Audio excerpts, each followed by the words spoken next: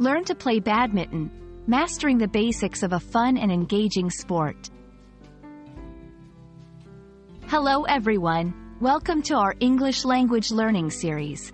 Today, we're going to explore a very popular and exciting sport, badminton.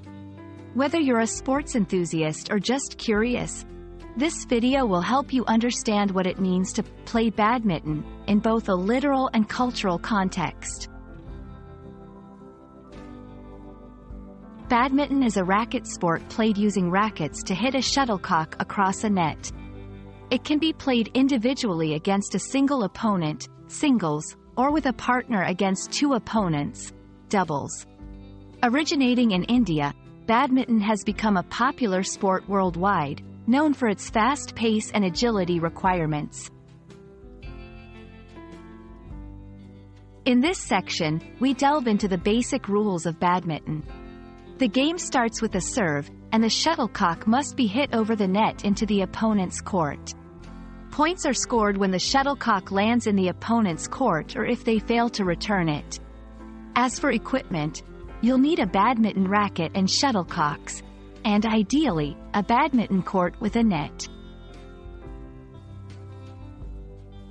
When talking about playing badminton, certain verbs are commonly used. Hit, as in hitting the shuttlecock. Serve, starting the play by hitting the shuttlecock to the other side. Rally, continuously hitting the shuttlecock back and forth. Score, gaining points in the game. Badminton is more than just a sport. It's a significant part of cultural and social gatherings in many countries.